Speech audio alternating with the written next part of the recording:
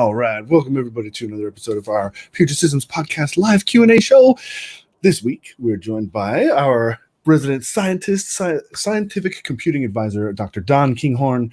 Welcome once again, Don. I'm happy to have you along for our show today, because we got quite a few things to talk about. I think today we got we'll probably touch a little bit on the Rocket Lake stuff, the upcoming Ice Lake stuff, oneAPI, and of course, any sort of questions and stuff that comes from the audience regarding HPC, machine learning, AI, any of that kind of good stuff.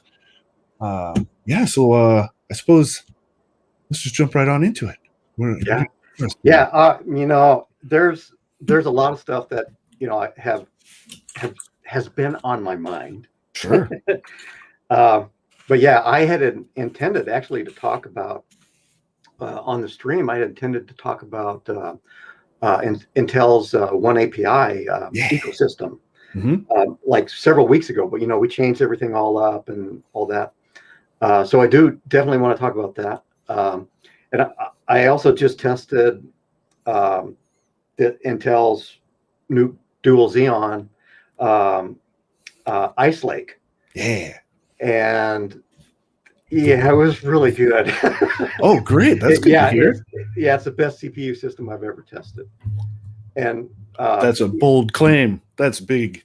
It's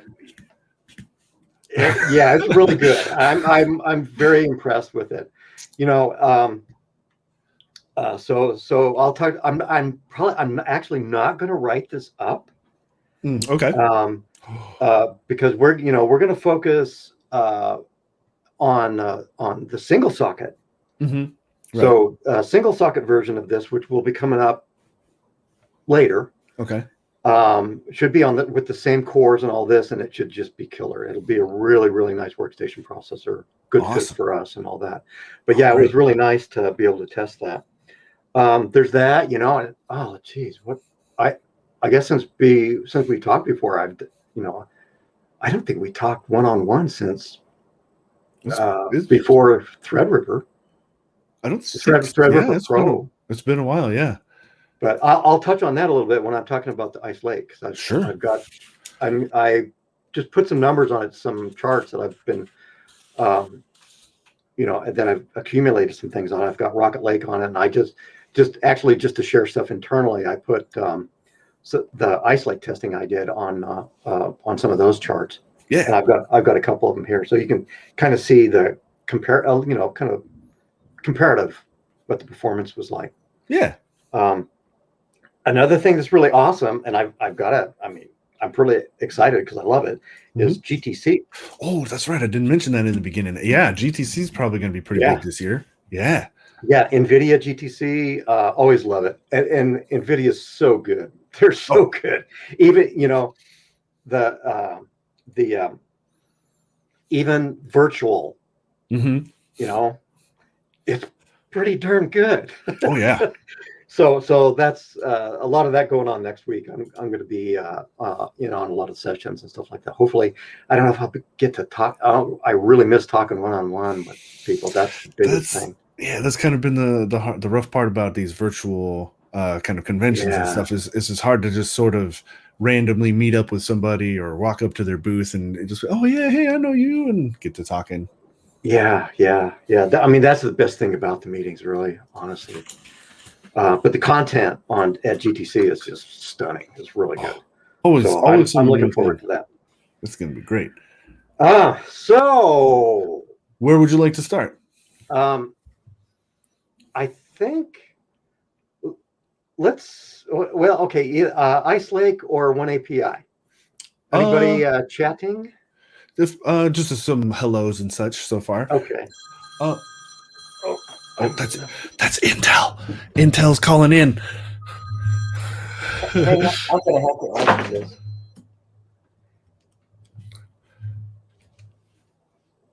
Hey, baby. I'll mute you.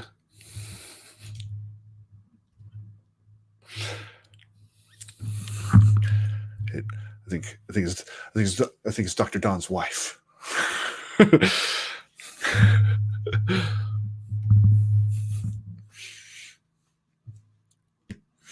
Like one kind of 4-letter word that she mentioned there. Oh. So I had you muted shortly after I heard you say, "Hey, baby." I was like, "Oh, this is probably the personal call," so I muted you there. I assume. Oh yeah. That's okay. That was my wife telling me she's on her way home. Yeah. She forgot. No That's worries. okay, and I really had to answer that. Oh yeah. Hey, if it were my lady, I'd have done the same. So yeah, no harm there. Totally. So let's go ahead and we'll start with the Ice Lake charts. I think will be okay. Where we'll go. Yeah. Right. That's pretty good because there's some stuff I can say here, and this is the latest thing I did. The first thing I want to do is I want to thank. Yeah, and I just made some temp charts here.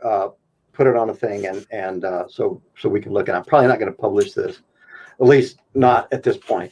Yeah. But I want to thank Supermicro for giving me early access to this system.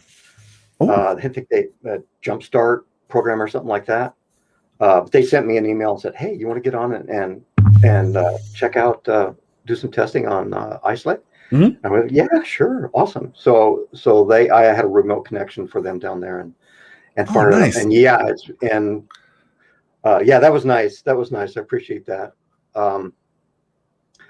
Because I'm curious. I'm always curious about the new stuff. Sure. This is a significant change in platform. Okay. I still kind of feel like it's still like incrementally stepping forward. Okay. I'm looking forward to I think Alder Lake is on the roadmap, I think, later this year, which will be complete. I mean, it looks like a serious architecture change at that point. This is there's a lot of improvement here, more cores, some changes under the hood, and this system right here, this was a Xeon. It must be Xeon Platinum. It's an 8352Y, and that CPU that's a 32-core CPU. So this is a dual. So this is 64 cores Xeon. So this is the highest core count Xeon system that they've done. All right. It's really good. It looks like it. Yeah, I do HPC benchmarks, and the first thing I always like to run on new CPU is the LinPack. Mm-hmm. Okay, HPL LinPack is how the top 500 supercomputers are ranked. Okay. And and this is also a program. This is code that gets optimized very, very heavily by hardware vendors. All right. Because it's a showcase for them, and it's how they are really ranked for their biggest machines. Mm-hmm. And it's also just it's really good test for double precision floating point performance, just pure, hardcore number crunching. All right. It's and it's basically solving a big system of linear equations. Okay. LinPack is from an old library that was the linear algebra pack, and it was chiefly for. I mean, this is one of the big things that it was used for, solving large systems of linear equations. Okay. But it gives you very close to what the peak performance could possibly be on a given hardware architecture. I see. And it is generally optimized using a hardware vendor's BLAS library. Okay. That's their basic linear algebra subroutines. That's the core high performance custom tuned for the hardware numerical linear algebra compute library. Okay. And it's traditional for hardware vendors to have a real high performance BLAS package for their hardware. And that's Intel MKL. So that's heavily utilized in this. So that's where big chunk of the performance come from. So everything's highly vectorized. It's parallel as well as it can be. Yeah, this would scale out across multiple nodes and stuff like that too. So Okay. this is the one that I run is the oneMP threaded version of the code. Okay, so this is very well suited for a single node. But yeah, you can see here up at the top, 2.9 teraflops, right? Wow. 2,900 gigaflops. That still just blows me away. I mean, it was only a couple of years ago, and testing on actually another dual Xeon, I was like blown away. Wow, I got 500 gigaflops on this thing. You know, so this is like 6 times that. Yeah, that's down in this space. Yeah, I know. This is insane. On a dual Xeon, you're saying you were playing down in here? This was a few years back, but wow. I mean, you know, it seems like this stuff's just been kind of incrementally going up, but it has been incrementally going up. Yeah. And, you know, higher core counts, and that's been the kind of main thing. So that is, really, really doing well. Nearly 3 teraflops. In fact, I did a bunch of calculations with NumPy, Python numerical. No, I don't have any charts on that on there. Okay. But I was getting easily 3 teraflops performance on like things that are essentially basic matrix multiply. Oh, wow. But yeah, go slide back up there to the LinPack. And now you can see that, okay, what's right underneath there is another really nice Intel system, okay? I've got running here at the office. I've been doing testing on that. Just really nice. And that, that was just like mind-blowing. But this one, it raises the bar on that. And then, number 3 on that chart is a dual Epic. Yeah. And that's 100. That's actually hardware that I ran on Microsoft Azure. So there's actually 128 cores there. It's a dual 64, but there's cores that are reserved out because of it's a cloud instance. Oh, okay. And that's just a formidable processor. That's fantastic. Yeah. Epic and like the Threadripper Pro, new Threadripper, fantastic, really good. Yeah. But yeah, this Xeon was really formidable, and this is using oneMKL. This is the current release of the MKL numerical compute libraries. Okay. So yeah, really, really good. And yeah, if you scroll down there, you can scroll down a little bit. This is the chart that I used for, go ahead and go so you can see the bottom. Oh, yeah. Yeah, that was, this is the chart that I used in the recent, the Rocket Lake post. And the Rocket Lake is right there. Yeah.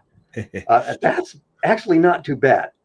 I suppose for a single proc and more of a course, consumer grade, Yeah. Yeah. Oh, my cat. Poor kitty. Yeah. I told you I might have to run up and let my cat out. Yeah, that's all right. I'm going to talk about this chart, and then I'll let him go. Okay. But work from home. Yeah. Anyway, Rocket Lake, I was actually a little bit disappointed in it because Rocket Lake was a big shift from the normal Core i7, i9, whatever. I mean, it's different. I mean, Rocket Lake has AVX 512 in it. Yeah. It has DL Boost. It has BF16 float, low precision floating point. All these new features that you see on Xeon hardware. Okay, so seeing that in here is like, whoa, okay. So I expected this to be more like a Core X kind of performance, and I did not get Core X performance. If you look up a little bit there, I've got a 9800X, just a little bit higher, and that's significantly outperformed it. And that's older, and that's older testing too. Interesting. So I was expecting it actually to be up in there. Kind of, yeah. So, but I think, I'm kind of mixing the stuff that I'm talking about here, but with the Rocket Lake, I kind of feel like it's a transitory processor.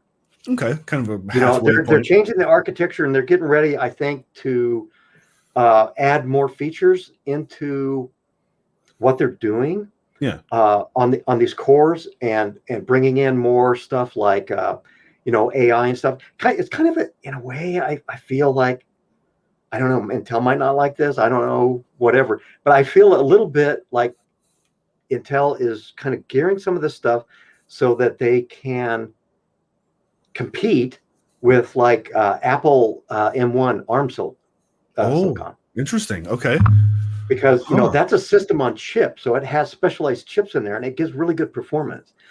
And that's a pretty interesting thing to do. And Intel's doing some marketing that they're kind of like trying to beat up Apple again, whatever. I don't whatever they do that, that's fine. But I couldn't understand why they were doing that, and then kind of Rocket Lake kind of made me go, oh, okay, maybe this is going to be a little bit of an answer to that, because they can do a lot of that machine learning boosting kind of thing on the core rather than with a system on chip, multiple processors. Okay, I hope that makes kind of sense. I don't know. I could be totally off base here. Intel may call me out on it, but that's okay. That was just kind of, I was a little bit puzzled by Rocket Lake, and I'm going, oh, okay. It's a good processor, though. I mean, there's nothing wrong with it. Yes, it's good. Cool. But anyway, so I've talked about Ice Lake here, and this is raw, double precision floating point. Go ahead and scroll down, and here you're going to see one of the big changes in Ice Lake. HPCG, this is the high performance conjugate gradient benchmark. Okay. This is the secondary benchmark on the top 500 supercomputer list. Okay. People were kind of questioning the value of LinPack as a really good performance measure, because it only really measures it doesn't measure things like performance and I/O and network performance and all this stuff like that. And so they wanted a benchmark that was more representative of like real world applications. Makes sense. Yeah. And HPCG, this is like a multi-grid solver that you would use like for solving systems of differential equations and stuff like that. Okay. You've got a grid, but this is a common scenario, especially on HPC, where you're doing simulations. Mm-hmm. That may be large numbers of differential equations and stuff like that, simulating physical phenomena, right? Okay. Yeah. Okay. And a good friend of mine's got a wonderful application that's high, and this is memory bound. These are things that are bound by memory performance. Okay. Because there's a lot of communication, because you have a grid and you're computing like potentials or some kind of values between points on a grid. Okay. And then this grid can expand it, so you've got all this kind of stuff hopping around all over. It winds up being bottlenecked by memory performance. And if it's on a big cluster, it gets bottlenecked by network performance and all kinds of things. So it's a pretty good measure. It's a pretty good measure, and it's added into the top 500 evaluation now. Okay. But I like to use it because this shows some real world stuff. It's like, hey, a lot of stuff, and every now and then people get caught off guard, and they go, oh man, I got this great processor, like the original Threadripper, got all those cores, but it only had a couple. Not enough memory channels. And for people that had memory bound code, they're thinking they're going to have great performance because of all the cores, and it winds up being severely memory limited. Bummer. So this is what that is measuring, and this is where Ice Lake is really a standout here. That's great. This is way up there. I've got a friend that keeps track of these benchmarks. I haven't given them this one yet. But that's exceptionally fantastic memory performance. Guys, severely apologize, but my cat is going to take my leg off if I don't let him out. Sure, no worries. I'll be zoom right back. Sure, we'll have a couple questions when you get back too. Okay, sounds great. Okay. So we'll hold on just a little bit here. We'll wait for Dr. Don to come back. Thank you guys. Thank you all for your patience and for the questions as well. Andre and Rob, we'll get to you in just a little bit. Part of the fun of doing live content is, things happen. We got to take care of, especially the animals. Poor little kitty. We got to go out, take care of business. So it'll be just a few moments, just like that. Lickety split, easy peasy. Welcome back. Okay, thank you. Now my leg is safe for the time being. So before we hop back to the HPCG benchmark stuff, we had a couple questions. Rob Christian on YouTube says Erlang and Elixir make distributed computing easy to code, but what is the best hardware for maximizing the potential of this technology, and how to maximize our capacity to do it concurrently? Woo. Okay, I'll get back to that. Okay. I won't be able to give you a really good answer. But very, very, very much related when I talk about oneAPI. Okay. So then maybe we can squeeze this one in instead. How important, Andre, I'm not going to butcher your last name, so I apologize. But he is asking, how important is the AVX 512 component of this performance? Is it going to catalyze the transition for devs and AMD as well? Okay, that's a good question, and that's directly related to this. On like the LIMPAC, the vector unit at the AVX 512, that's a big plus. Okay. Okay. But there's a lot I could say about this, and with Intel and AMD, right? Sure. Current AMD is using the AVX2, the AVX 256. Mm-hmm. That's the bit width of the vector registers. And that's a very good vector unit. Okay. So it works quite well. And in reality, in a lot of real world programs, it does very, very well. Okay. So AVX, the AVX 512, I hate to give you this answer, but it's important when it is. Mm-hmm. I hate that. I'm sorry, but that's really the truth. If you have an application where it's really exceptionally well vectorized, okay, that usually means that people were very diligent about how they did their code and they did some extra tuning and stuff like that. Then it can make a big difference. And you see this. I could talk about this one for the whole hour.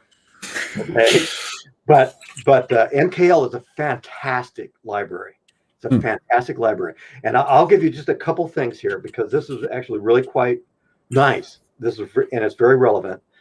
First of all, AMD has their own optimized library. That's called Blitz. I saw that on the chart before. I was wondering about the difference. Bliss 2.2 versus the MKL that you have here. And the Bliss library is still fairly immature. It's at version 3 now, though. Okay. Oh. So and that has support for upcoming Epic Milan, and it has support for the Ryzen Zen 3. Okay.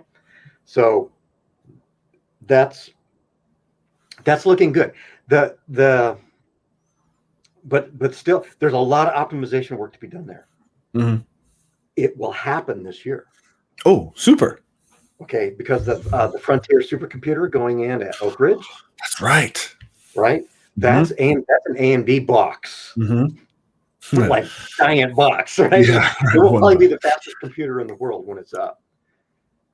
Nice. They're in the middle of it. They're in the middle of it right now. But that's a very, very important system. So there will be a lot of tuning work going on for the AMD hardware. Super. So the scientific community, all these people will be vested in making that stuff better. And that includes AMD GPUs. MI100 accelerators. Nice. Okay, so this is going to be very, very interesting stuff for AMD coming up. Yeah. I think their ecosystem will improve dramatically as a result of this, and not as a slam to them, but they really need it because, and I'll touch on that with Intel's ecosystem around oneAPI. Mm-hmm. But anyway, so MKL can make a difference. I just copied these two charts in here. I've got other charts in there, or other testing that I did. Mm-hmm. That was for NAMD, a molecular dynamics package. Actually, if you scroll down, this is stuff that I did for Rocket Lake. I just threw these on here so it got heads up. Okay. Yeah, go down towards near the bottom for the last of the charts. Keep going. Oh, NAMD. There's the NAMD stuff. There's okay, the here we NAMD go. Stuff. Now, okay. Now the Ice Lake would slot in between the Threadripper Pro and the Dual Epic in there, so it would be number 2 under the Epic. Okay. Wow. Okay. Wow. And that's because this is a real world application. This is very good code. NAMD is fantastic program, and it's a supercomputer application. It scales out very, very well. It has great GPU acceleration, and you would never run it on CPU alone. I mean, well, there are times when you have to. Sure. Okay. But yeah, so this falls in the middle in there. And so this is kind of lessening the impact of that MKL library. Okay, because it's really not used in there. There's some other stuff that's being used. Oh. So that kind of answers your question a little bit there. Like the other thing in there that just kind of throws a monkey wrench into a lot of stuff, and it's given people grief over the last couple of years, since AMD has been come back, right? It really quite strong. There's been controversy about MKL because Intel was dominant for like 10 years because AMD just disappeared, and so applications started finally, and Intel made MKL redistributable, and so programs started linking MKL library into their executables by default, and the thing is that it's designed for Intel hardware, and Intel had it set so that if it was not Intel hardware, it would choose a less optimized code path. Oh, okay, right. And that's a huge one. That's a very sore spot for a lot of people. This goes back 20 years, guys. There's a lot of history here. Rude. But it came up again because AMD came back in a strong way, and also because MKL started getting linked by default. MiniConda Python, they link all the numerical stuff in there. MKL MATLAB is linked with MKL. Very important packages, right? Yeah. So Intel had big advantage in there. The thing is, Intel they're not using that really kind of like common denominator code path anymore. They're using actually a fairly good, fairly well optimized code path. Okay. And so AMD actually does really quite well now on programs like NumPy and MATLAB and stuff like that. It's actually performance is good. Nice. And you have alternative libraries that you can use with those programs too. You have OpenBLAS, which is really quite good library. But the thing is, you're not going to take a big hit anymore on things like MATLAB and stuff like that if you're on AMD hardware. And that's okay. Kudos to Intel for doing the right thing there, and keeping people from having to do kind of hacks and stuff, trying to work around that. So that's a good thing. that's a good thing. So that was back on that AVX 512. Like I said, I could go on about that one for a whole hour, right? Yeah. But anyway, that HPCG result for Ice Lake, stellar, and that's because they're way back up there on the first two things. Right there. This one. This one. That's the one. Because I got the answer. That's really good, and that's using Intel's optimized HPCG benchmark code, and that's it's in the benchmarks directory in the oneMKL. Okay. So it's optimized by Intel. Okay, so it's very good. But the thing is, these new Xerons have 8-channel memory. Mm-hmm.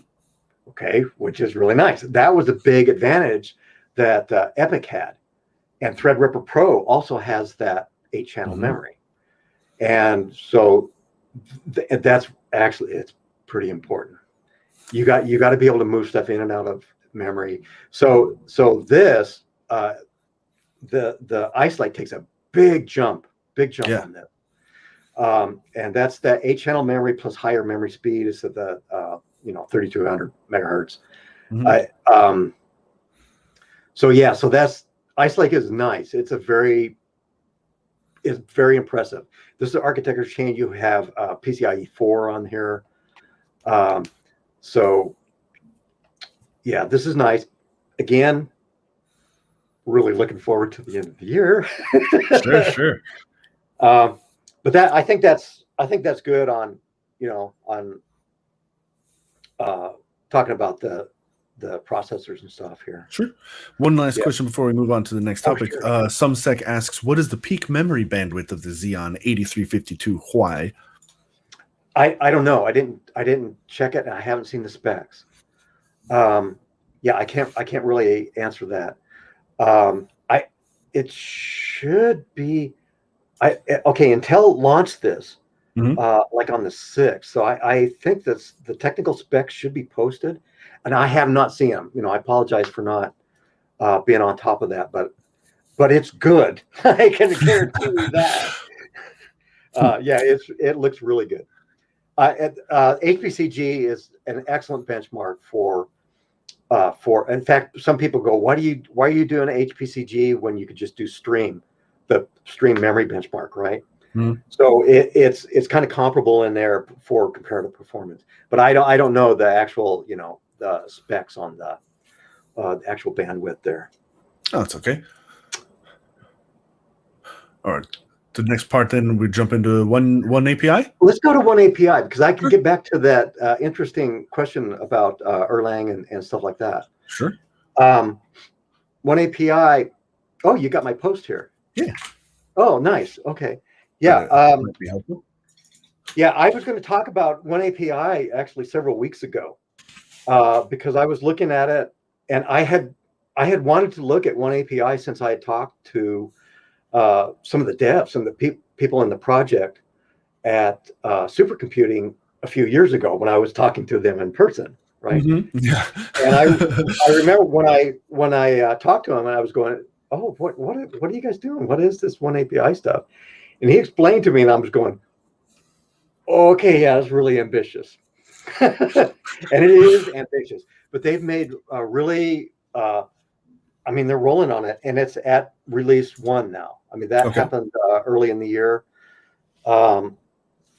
And kind of in a nutshell, the idea behind oneAPI and the reason for the name is they're trying to make they're abstracting away a lot of hardware stuff to make a programming model that is heterogeneous for hardware. So CPUs, GPUs, FPGAs, accelerators of various kinds, in a transparent way. And nice. And one of this is also oneAPI is also bundled all of Intel's really quite nice developer tools. Okay. Okay, so oneAPI has a new compiler in it, which I'll come back to in just a second. But it's got the old, still current Intel C++ compiler, Intel Fortran compiler, which is outstanding. It's all the libraries and the really nice packages for profiling and analysis.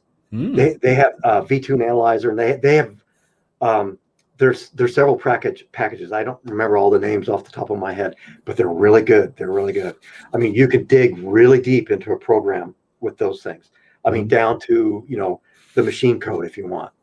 Wow. So it's really good for tuning. All of that stuff was a commercial offering from Intel. You used to have to pay like $2,500 a year license for it. Dang. And that's all in oneAPI, and you can download it and fire it up. Cool. Wow. Okay, so it's really nice. This is really nice. So all these nice tools that Intel's had all this time, they're now readily available. Wow. And they're doing this in a cohesive way. Nice. Now, back to that question on parallel performance and programming and stuff like that. That's exactly what they're trying to address here. And their avenue of addressing that is what they're calling data parallel C++, DP C++. This is their implementation of SYCL, SYCL. And that's a program model, a specification from the Kronos group. Okay, the same people that do OpenCL. Okay. And the goal here is exactly this hardware abstraction. Okay, and there's several implementations of this. oneAPI is Intel's implementation, and this is the big kind of key. This is their key here, is to provide a C++ that is essentially automatically parallel, regardless of the hardware you're running it on. Okay, that's an oversimplification, but that's basically the idea. They're abstracting away the hardware layer and to present a programming API for developing code that can take advantage of multiple types of hardware and simultaneously. Cool. Okay, so this is very important for them, and this is Intel's been buying these nice AI chip companies. That's true. And yeah, they've got their own really great FPGAs. They're doing their own GPU. That's going to be for compute. So all of this stuff is very, very key to Intel. Yeah. And that's what oneAPI is about. And it's also an opportunity for them to get their ecosystem in order. Okay. Their developer ecosystem, kind of under one umbrella. Nice. And which is a very good thing. I always refer to Nvidia on that, because Nvidia just they set the bar really high on what it should be. Intel is doing a good job with this. Yeah, it sounds like, from what you've been describing, like a similar kind of mindset that CUDA and Nvidia did with CUDA. It's like, if we want people to do this, let's make it as easy as possible for them. Yes. And it sounds like a direct attack at Nvidia. Well, maybe attack might be a little harsh, but it's definitely like the same kind of path for sure. Yeah. I mean, cool. Everybody, I think, kind of points back to Nvidia as really setting the standard on how things should be done. They were just brilliant with the CUDA ecosystem. Yeah. That's why they rolled with it. Very forward thinking. Like, incredibly smart to go. Yeah, and it was risky for them to do it at the time. Sure. They stuck their necks out, but people were experimenting with their hardware, and they went, "Ooh, let's help them with that," and they really helped with that. So that changed history, no doubt about it. But oneAPI is quite impressive. If you're on Intel hardware, and you're doing development work, if you're doing, if you're doing C, C++, Fortran, anything like that. Oh, and there's more to it. Okay. But wait. Then I say, yeah, you go ahead and grab it and try stuff out and check things out. There's other great. This stuff is works on Windows also. Okay, so you have to install Microsoft's Visual Studio and all that, like you always have to do. But oneAPI is supported on Windows. Nice. So you can do it there too. All this stuff. But there's a lot in here. And just kind of on the. But this is kind of going back to that parallel computing thing with Erlang. Right. There's languages that have been developed specifically for the languages themselves contain the instructions, and they're designed for parallel execution, out of the box. Mm-hmm. They have not had lots of traction. They're very quite good, he mentioned Erlang, and there's Haskell, and he mentioned another one I forgot. Elixir, yeah. And those are very interesting languages, very interesting models, but they haven't had a lot of uptake. And so until I have I'm not a big fan of C++, to tell you the truth. Oh. I've struggled with it several times and going, oh, ugly. And now, it's I go all the way back from the very beginning with C++. Okay. Yeah. And but I've never really cared for it. If I'm going to do stuff like that, I just want to do Fortran. Okay. If I'm doing that kind of programming, sure. But I'm really spoiled by high level languages like Python, with not Python itself, but the packages with Python, like NumPy, stuff like that.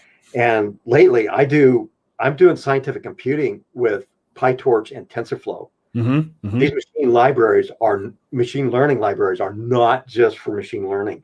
They are fantastic general purpose numerical tools, computing tools. Really, really nice. Really, really nice.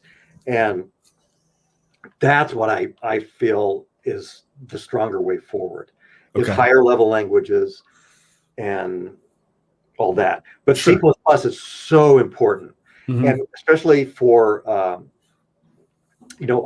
new hardware, because it's a system level language. Right. Okay. So the stuff that's going on right now is basically doing automatic parallelization. Okay. With just your normal C++ code. So it's actually a game changer. It's very significant. Yeah. My hope is that I would love to see Intel jump feet first into Julia. Okay. Because that's the most promising numerical compute language ever. Ever. Yeah. I mean, I'm dying to have the time to dive in there, but unfortunately, I really haven't. I've only messed around a little bit, and I've been keeping an eye on them for a long time. Man, they're really picking up steam. Cool. So I think Julia's got a really, really strong future, and I would love to see Intel get behind it in a bigger way. I think it would be good for everybody. Sure. But that's okay. There's a little. Yeah. Well, it sounds like anything to make it easier, right? Anything to kind of save time and make it a little easier for people to get into it. Yeah, it's totally modern. I mean, it's rarely, C++ and Fortran they're ancient, right? Sure. Well, I mean, it's like when I was into programming, I really liked C#. It was easy. It made coding. They showed us C++ a little bit so that we could understand like memory structures and things. But like, wow, this was when C# was like almost brand spanking new, and the difference, it just is easier. It might be like bloated, like I guess there's some automatic garbage collection and things, but like it's so much easier, And so I feel like making it so that more people can kind of get into it, and then the people who really need the super crazy efficiency or whatnot can dive into the more complicated stuff. Yes, C# was interesting. I mean, that was Microsoft's version of Java, if you will. I can see that connection, sure. Yeah, that's really what it was. Though I have to say, Java programming wasn't that great. Yeah, no. C# was a very nice implementation of that basic idea. Okay. Sure. But yeah, so programming is hard. Scientific programming is really hard. Yeah, no doubt. Mathematical programming. And you want things to make it as easy as possible for yourself. And I just love using like PyTorch and TensorFlow off purpose. Sure. Because they're really good. I'm going to be I'll plug a little bit. I'm going to be doing. I'm starting a series. I'm going to be diving back into machine learning. But I'm going to do. I want to do a bunch of stuff where I compare actual like things that are essentially NumPy APIs in NumPy, Intel Python, which I'll bring up in just a second. MiniConda Python. TensorFlow has a NumPy API now.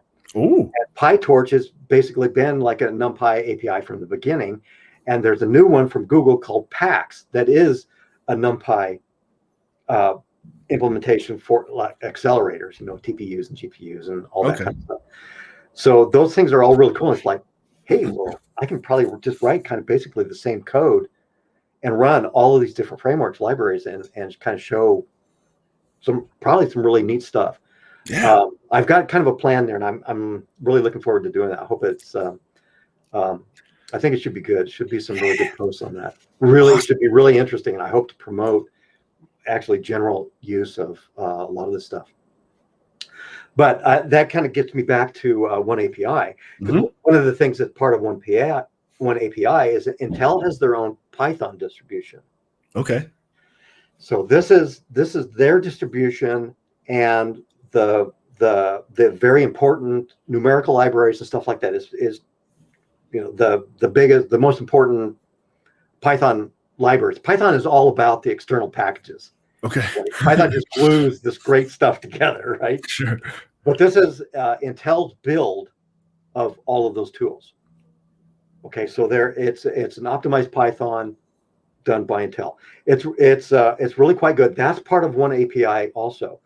And the blog posts that I did here a while back, I did 2 posts.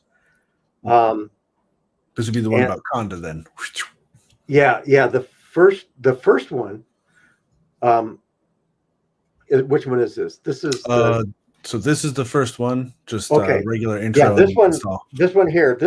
I'm in this post. This is a good. I think this is a good post. If you want to, because navigating the oneAPI pages on Intel, and there's a separate site for oneAPI too, because a lot of this is open.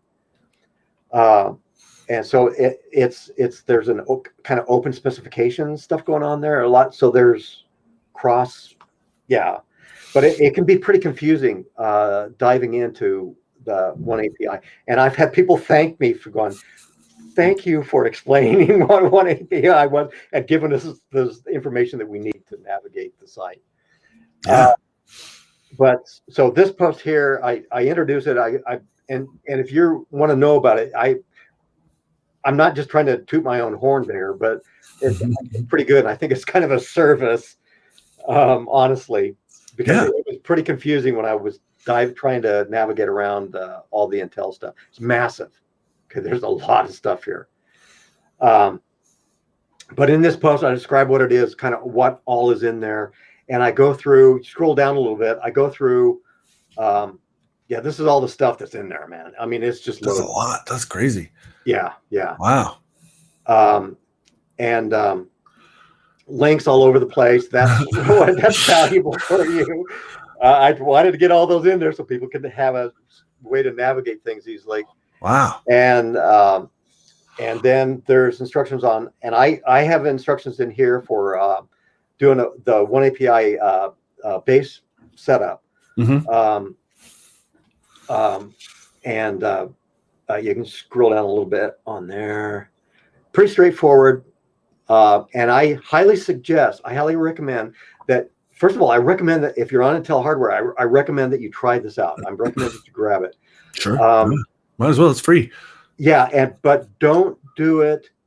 Don't use sudo. You're on Linux. Don't use sudo when you install this, because you probably don't want to install this globally, and have it mess with all your paths and all that stuff. If you're setting up for people on a multi-user system and all that, that's what you would want to do. But I recommend that you try this personally first. And if you install this locally with your own user account, it will install everything in the Intel directory in your home directory. Mm-hmm. So everything is in there, and then you just have to source one shell script in there to set up the environment for all of the libraries and all the tools and all the paths and everything that's in there. So that works out really well. And that's so that's what I recommend. Have it in your own personal local install, activate, source that script when you want to have all that stuff on your path. And then you can go in there and mess around with it. When I did this post, I left out, you can see that scroll down just a little bit where you were, there's all the little check marks. There's one I didn't check there. And that was the Intel distribution of Python. Mm-hmm. The reason I left it out here, and it's okay to go ahead and add that in at this point, if you're doing this in your own account and stuff like that, but I wanted to do that separate. Sure. Because I wanted to be able to activate all of the Intel tools and the compilers and all that stuff but not have Intel Python on my path. Okay. So because I usually use Conda, I usually use MiniConda or Anaconda for my Python setup, either that or python.org, virtually in Vs or whatever. It gets messy keeping everything straight. It can really get convoluted if you have multiple Pythons on your system. Sure. So my recommendation in that post was that you not do that here. But you totally can. And when you activate all of those things, then you'll have the Intel Python on your path, and it has its own Conda is the thing. So when you run Conda, then that Conda is going to be the one that shows up on your path. If that makes any sense. Conda is a package manager for Python. It's really, really quite nice. But you use that for creating virtual environments and setting up environments for tasks that you're working on and stuff like that. Sure. And I usually have a Conda that I'm using by default, and I didn't really want the Intel one creeping in front of that. Mm-hmm. If that makes any sense. So that was my recommendation there. You can go ahead and put it in there though, because it's only going to be active there when you have that whole oneAPI stuff activated. And you can selectively activate stuff in there too. Oh, cool. But so that's the basic kind of overview of oneAPI and how to get it going. Mm-hmm. The second post, this is the one that I did here, where I talked about the AI Analytics Toolkit, which is another component of oneAPI, and this includes actually quite a few things. This is Intel Python, and it's Intel's optimized PyTorch and TensorFlow. They have a nicely optimized gradient boosting code in there, XGBoost in there. So a lot of good stuff in there. And you can install all of that, the Intel Python and this full AI toolkit from Conda from your Anaconda setup. Okay, and that's what I've got in this post. So what you do there is you scroll down a little bit here. I'm talking about what's actually in this toolkit, and it's loaded. But you go down a little bit, the TensorFlow, PyTorch, and modem. This is like a replacement for Pandas. But it's parallel and high performance. So some very, very good tools in here. Very nice data science tools. That Yeah, if you're doing data science and you wind up doing a lot of processing on the CPU side, then you might want to check this out. There's some good stuff in here. I haven't dove real deep into using the stuff yet, but yeah, it's really good. Yeah, and then I've got here, there's 300 packages on the Intel channel, whatever. So there's a lot of good stuff in Intel Python. But yeah, you go down a little bit, and I'll show you for people that know what I'm talking about here with the Python install. Okay, what I just really quickly did a thing here where I install a MiniConda. Okay, which is actually what I use now kind of by default for my Python setups. I use MiniConda, and then I create env specifically for anything that I want to do. I do that rather than install the big package of Anaconda. Okay. Okay, so I do the MiniConda, which is very minimal, and then I just do what I need. So that's that. But then this next section, the toolkits here. There's 3 toolkits, and I created them each in their own environment. So this right here is using the Conda from the MiniConda. Okay, not the one that was built in if you installed that on the base oneAPI, right? Right. This is the reason I didn't do that, because I wanted to put this in an env using my MiniConda setup. Okay. So that right there is creating an environment for the TensorFlow component. And that shows all the packages that are in there. And then I have you set up the Jupyter notebook, the IPy kernel, and all that kind of stuff, and set that up so you can fire it up with Jupyter Lab or Jupyter notebooks and use Intel's TensorFlow. Then I do the same thing for the scroll. Oh, did I go too fast? We have PyTorch. Yeah, I did the same thing for PyTorch. So this is the Intel's optimized. So this is CPU optimized. Okay. Okay. Now, normally for a lot of the deep learning stuff, you're using these libraries. You're going to be doing stuff on GPU. Okay. So this is on the CPU side. This stuff will be Intel's secret sauce when they get their GPU and their accelerators and all that. That's where this stuff is going to come in. Okay. Sure. So if you're wondering what Intel's up to, that's kind of what's going on here. Yeah. The modem toolkit is something that if you're doing data science, you're working a lot with pandas, and you're doing some traditional machine learning things, not necessarily neural networks and stuff like that. Check this out. That looks really good.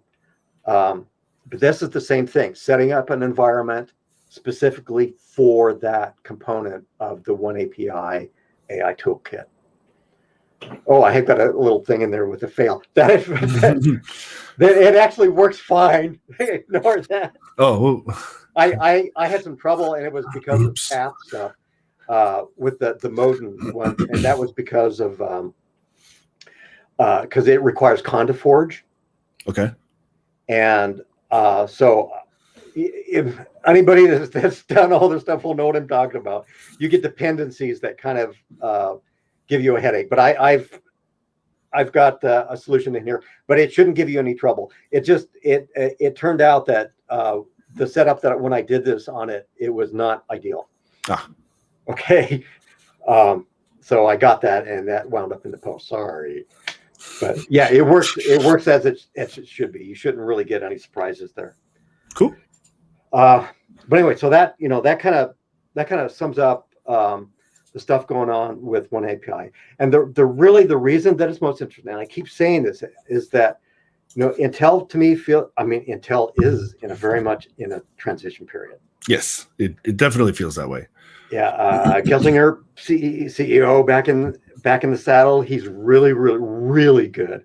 Yeah, really, really good. He's brought back a lot of old Intel people have come back.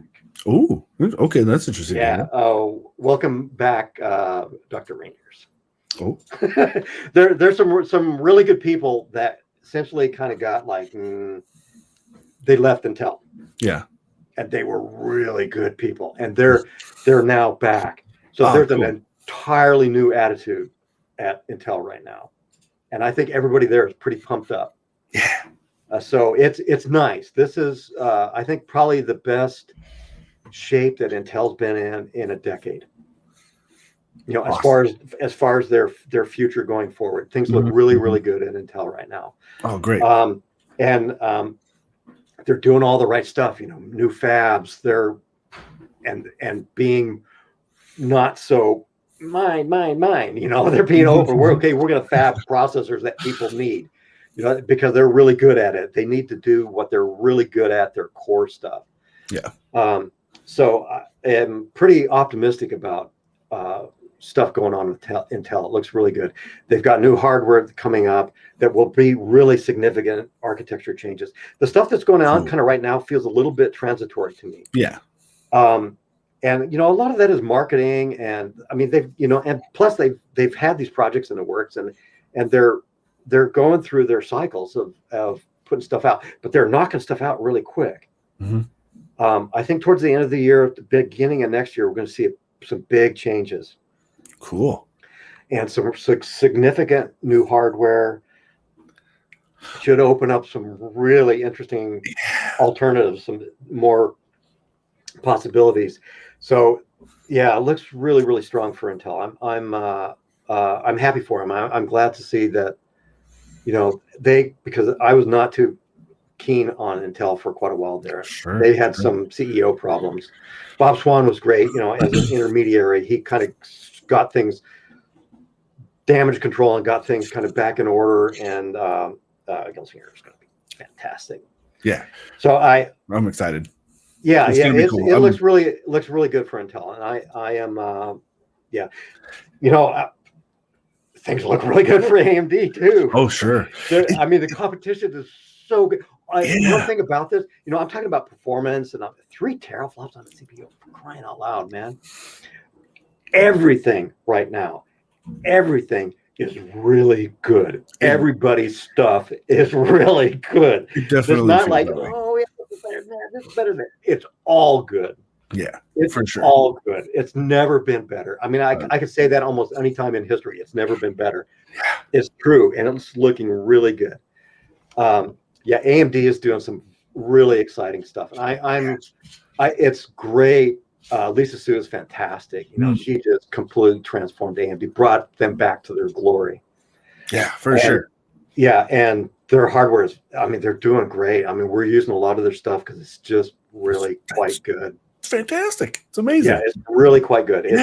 It's surprising, you know, because we hadn't used it for a long time. I think, like, you know, William had that chart up where he showed kind of our stuff. Oh, yeah. It's like, oh my God. Yeah, it's been a long time since we've been really heavily on AMD. I mean, I used AMD a lot back when I was doing clusters. Sure. You know, it was all Opteron. I mean, that was the processor of choice, but then it just went away. They just died for like 10 years. They were gone. Yeah. And Intel took over, you know, I mean, they just dominated. But AMD's back now in a really good way. They're making rapid progress. The supercomputer contracts they've got going on, you know, Frontier this year, and then El Capitan, I think 2023. Wow. And that's going to be massive machine. That's all AMD hardware again. Wow. So AMD is strong. You know, their GPU stuff should be real strong. Wow, I'm over. Yeah. So real quick, just maybe 2 questions before we wrap it up. Yeah. Timo TT on YouTube asked, is overclocking very much useful for scientific use if you think about increased electricity consumption? You know what? You don't need to do it anymore, honestly. It's not the worst thing in the world, but we don't encourage it. It's hard on your hardware. It's hard on everything. And your performance gains are usually not that great. Right. And you're lowering the life expectancy of your hardware, and you're risking, worst of all, in scientific programming, you're risking spurious errors. Oh, sure. Because you're pushing things over their spec. Now, that's one view of it. The other thing is hardware is so good right now, and it's designed to run very hot, but it's optimized like crazy. Yeah. All these little changes and all these little tweaks and all these little power tuning and stuff that they're doing under the hood, they're doing all of the practical overclocking for you. Mm-hmm. So I don't even think you need to bother with it, honestly. Your gains are probably not going to be very great, if anything at all. So I don't recommend it. That's just, that's my opinion. And if you want to do it, I think you're pretty safe to overclock these days. I think it's safer to overclock now than it ever has been, because the hardware is so good. The hardware it's really, really quite good, and it will take abuse. GPUs will take a lot more abuse than they used to. Oh, for sure. Back in the old days, beginning of GPU compute with Nvidia, we used to burn those things up. Yeah. Pretty regular, right? and if the wisdom was, whatever you do not buy an overclocked GPU. Right. Okay, because they was almost guaranteed to fail within 3 months if you're doing compute.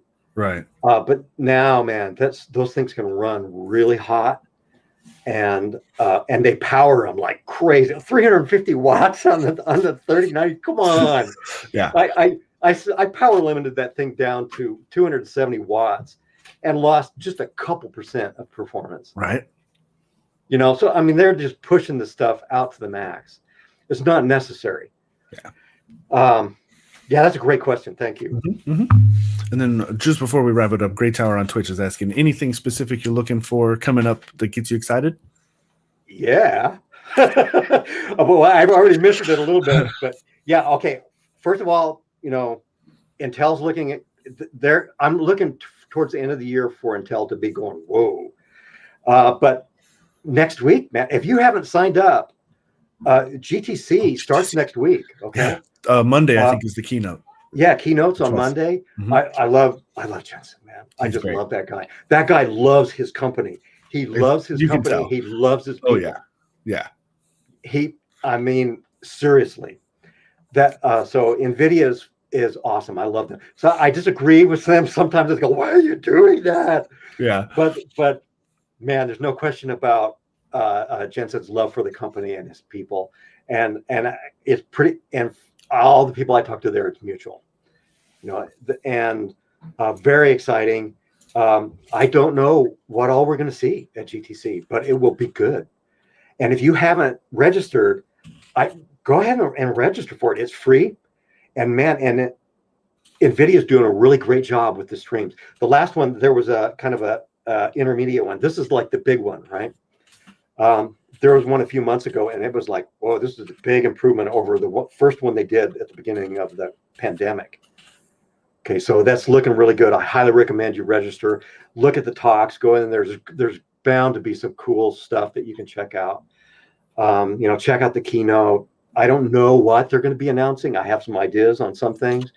I'm hopeful on some others, but I don't know. But that's where I'm going to be next week. And that's also, I've been wanting to get back into really seriously working on the GPU programming stuff. Mm-hmm. And this is kind of my start back on that. So awesome. I plan on focusing. I've got 4 A100 GPUs sitting in a box. And, jealous. These things are really, really good, man. Insanely good. I'm doing scientific computing on them, and they're really good. And yeah, so I'm really looking forward to getting back into the GPU compute and the machine learning stuff. This is a big, I look back and I was going, I haven't written anything I haven't really done any machine learning stuff for like over a year, over a year and a half. It's like, oh man, please, I've got to get back into this because I love it. Sure. I love it. I mean, this is really nice stuff, and it's all scientific computing. It's all the same under the hood. Mm-hmm. Okay. Really good stuff. So yeah, machine learning. That's where I'm headed back in, and a lot more stuff on the GPU. I'm hopefully going to get away from so much hardware testing. It's brutal. Stop, guys. Stop it. It's all good. Whatever. If you can make it and get it to us, we'll sell it. I guarantee. Right. Because that's all good. Yeah. But yeah, thanks for asking me that, because you can tell I'm excited. Register for GTC and check it out. I feel like this. Well, I think it's going to be pretty quiet until closer to the end of the year as far as hardware launches and stuff. I hope so. I think we're pretty okay there. Yeah, I've got plans for the summer. I plan on doing some science and doing a lot of machine learning stuff, and putting some stuff out like that. And because I really need it, I mean, I've got to do it. Yeah, you know, keeps me sane. Whatever that all of sanity is. Right in that line between madness and genius. In there somewhere. Well, all right, Don. That does bring us about 10 minutes over our hour. So thank you very much. So no, it's good. It's good stuff. So, but I want to say thanks, Don, for joining us today and giving us a little background and a look forward on the HPC, scientific computing, and all that good jazz. And thanks as well to the audience, of course, is joining us today. In case you don't know, we have changed our schedule up a little bit. We do this now every Friday with a little bit more of a variety of content. We work through our internal experts, our labs team. We've also included consulting and support every once in a while, as well as our normal external experts as well, folks who know their stuff when it comes to the software packages that we provide systems for. So makes it a lot easier. All you got to do is remember Fridays, 1 p.m. Pacific, and we'll see you next time. Thanks, everyone. Thanks, Houston. Appreciate it.